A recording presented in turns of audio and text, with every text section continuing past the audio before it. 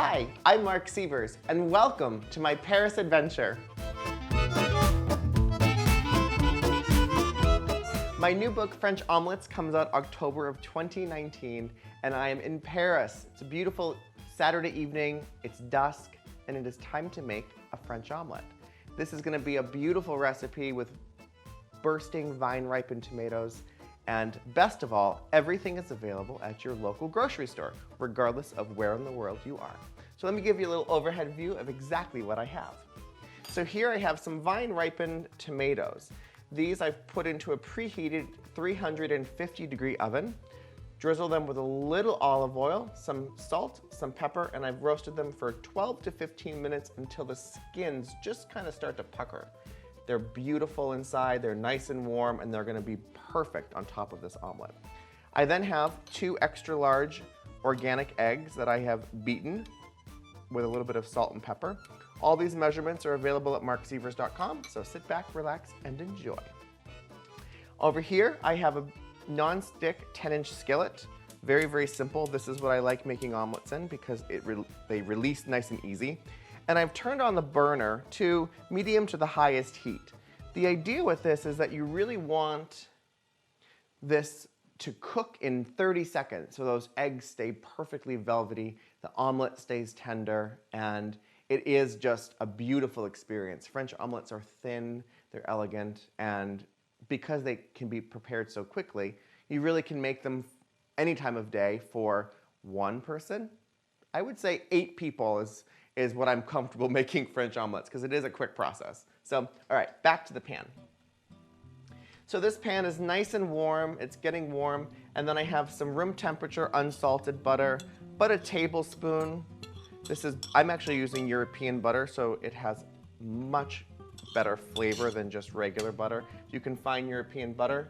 I highly suggest that you splurge and have this in your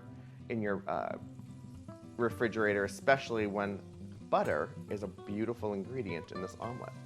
So I want the butter to swirl around this pan, coat the sides, get all over the bottom, and I don't want to brown the butter. Browning butter kind of turns it to a nutty flavor. We don't want that for the omelet. We just want this butter to be nice and hot, so then when we put the eggs in, they immediately start cooking.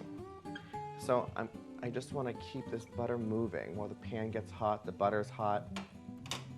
This is a great thing to make when you have friends kind of waiting for dinner. Everybody can watch, you can give them a little lesson, you can be drinking a little wine. I'm a fan of any activity where you can drink wine while you're doing it, and cooking is one of them, so, et voila. So this butter's nice and hot, so I'm gonna pour my eggs directly into the center, and I'm gonna let those sit there for 7, 8, 9 seconds, and you'll see right around the edges will start to cook.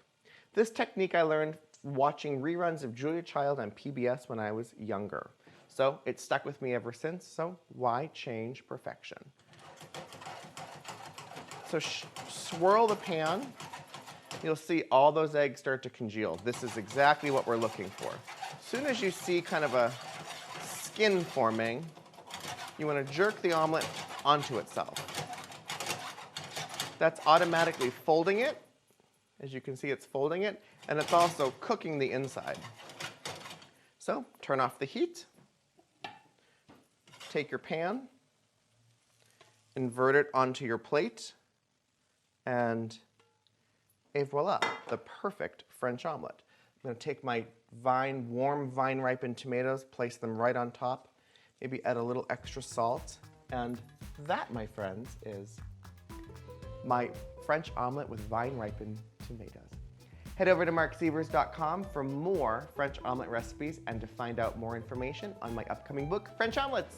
Please like this video, subscribe to my channel, and I will see you next time.